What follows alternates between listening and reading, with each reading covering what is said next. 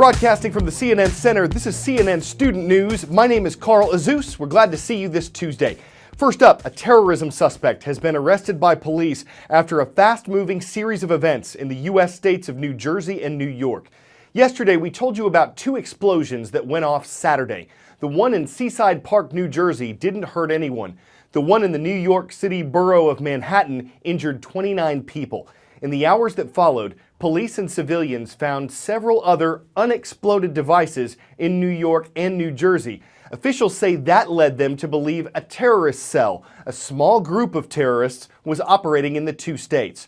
Also, surveillance video showed a man rolling a duffel bag near the site of the New York City bombing. That, along with a fingerprint and a cell phone found on an unexploded device nearby, is what law enforcement say led to a person of interest in the case. The FBI identified him as 28-year-old Ahmad Khan Rahami, a naturalized U.S. citizen who was born in Afghanistan. He was wanted in connection with the explosions in New York and New Jersey and other unexploded devices as well. A manhunt followed. And as police closed in on his location in Linden, New Jersey, there was a shootout. Two officers were hit, but they survived. Rahami was also wounded and taken into police custody yesterday. The investigation continues. There may be other suspects in the case. And New York has increased its police and National Guard presence in bus terminals, airports, and subway stations. Fire in the hole! Fire in the hole! Fire in the hole!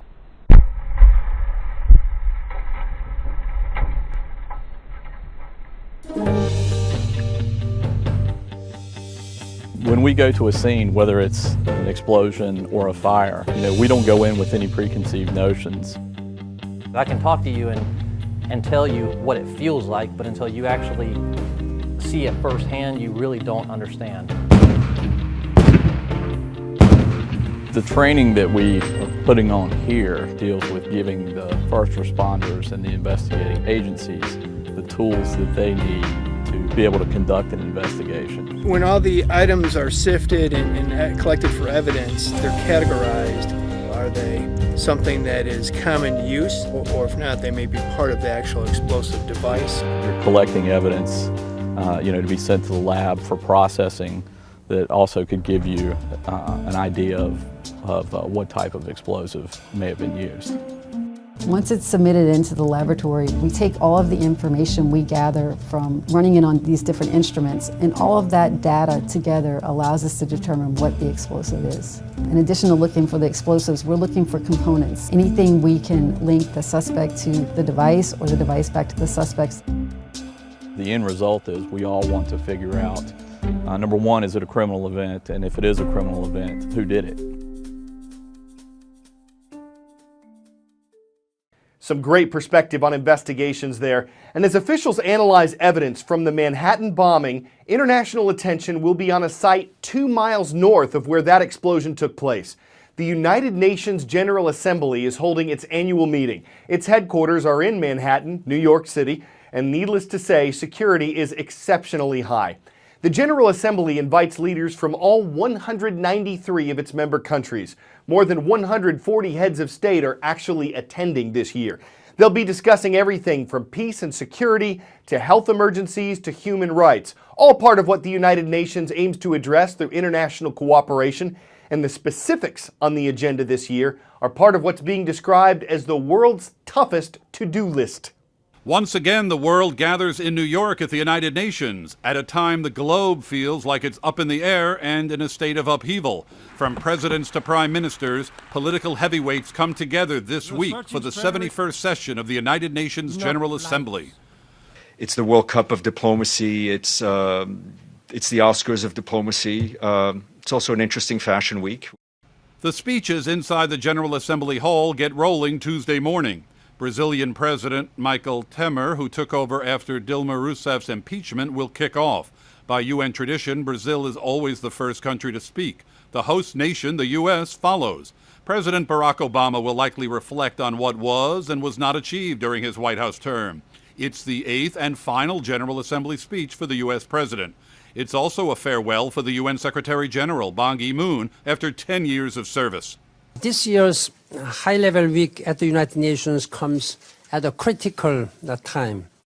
You can expect to hear a lot about several key global issues, including Europe's ongoing refugee crisis, the war in Syria, and North Korea's nuclear test.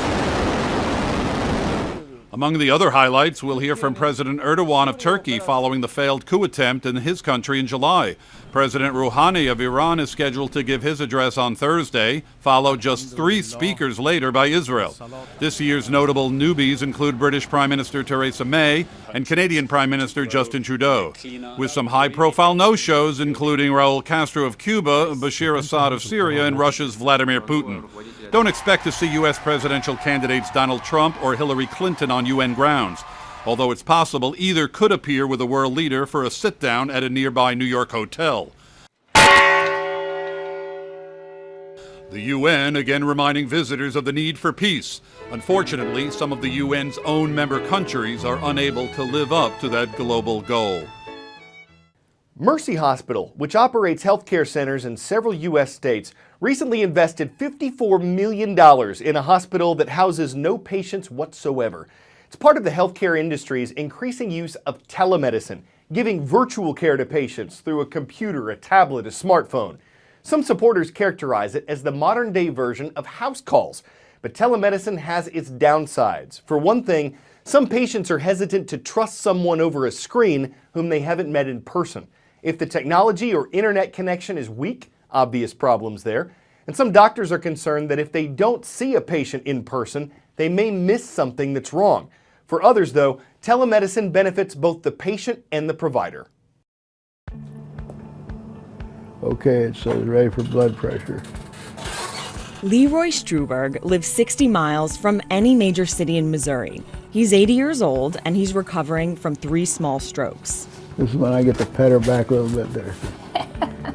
Heart disease like Leroy's costs the U.S. $358 billion per year, a cost for care that's only increasing. To keep costs down, but still provide efficient care for people like Leroy, hospitals are going virtual. Hi, Megan. Hey, Leroy. Boy, you look lovely today. Leroy is one of 250 starter patients in the Mercy Virtual Care Program. It's part of Mercy Hospital, and the goal is to keep people from continually using the emergency room.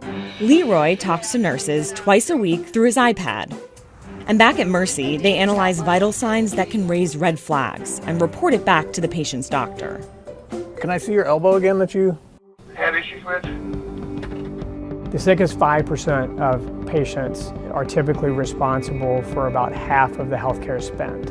You're spending half of your healthcare dollar while their quality of life deteriorates, and so we need an answer for those patients. And under new federal guidelines, hospitals are now partly responsible for keeping costs down, and continual emergency room visits could mean a penalty. Mercy estimates that they've reduced emergency room visits for their patients by 1/3.